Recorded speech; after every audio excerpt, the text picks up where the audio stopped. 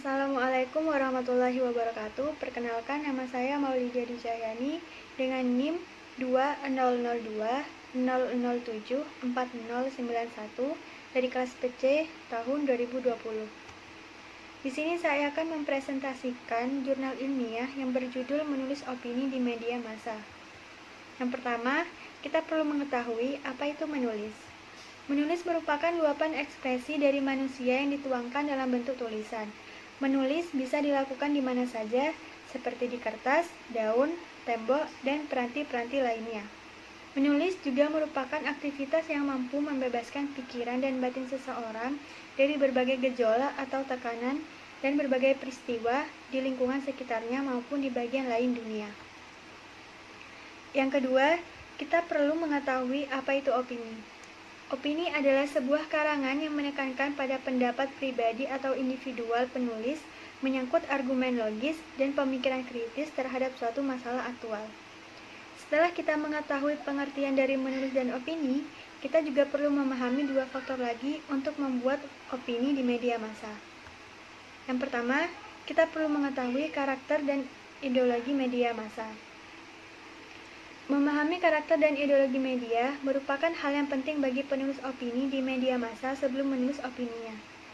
Memahami karakter dan ideologi media massa bisa dilakukan dengan analisis bentuk fisik, muatan atau isi, serta pemakaian gaya bahasanya. Berbagai media massa juga menggunakan gaya bahasa yang agak rumit dan penuh dengan diksi atau kata kiasan. Sebelum kita menulis opini di media massa tersebut, hendaknya kita harus banyak-banyak mempelajari gaya bahasa yang bersifat diksi atau kiasan. Yang kedua adalah langkah-langkah dalam menulis opini. Langkah pertama dalam menulis adalah menemukan isu atau tema.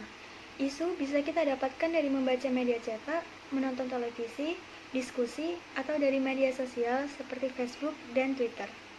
Yang kedua adalah pengumpulan data.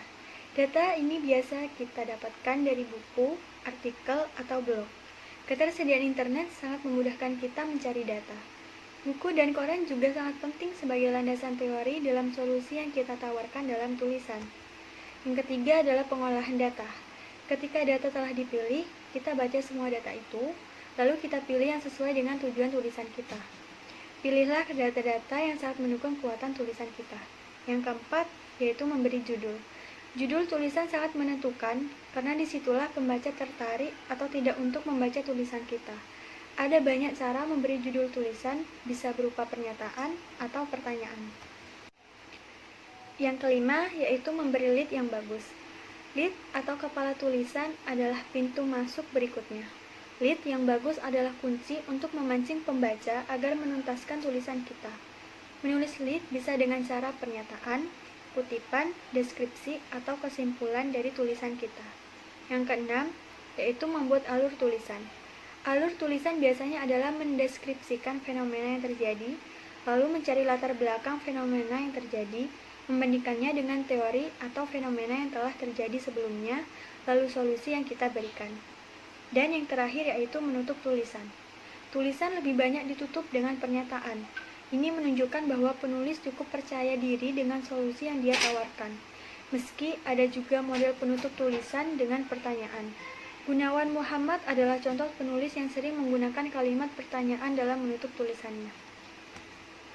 Kesimpulannya, yaitu sebelum kita membuat opini di media massa, alangkah baiknya kita memperhatikan dua faktor, yaitu yang pertama memahami karakter dan ideologi dari media massa tersebut. Lalu yang kedua adalah langkah-langkah dalam membuat opini di media massa. Sekian, terima kasih. Semoga bermanfaat. Wassalamualaikum warahmatullahi wabarakatuh.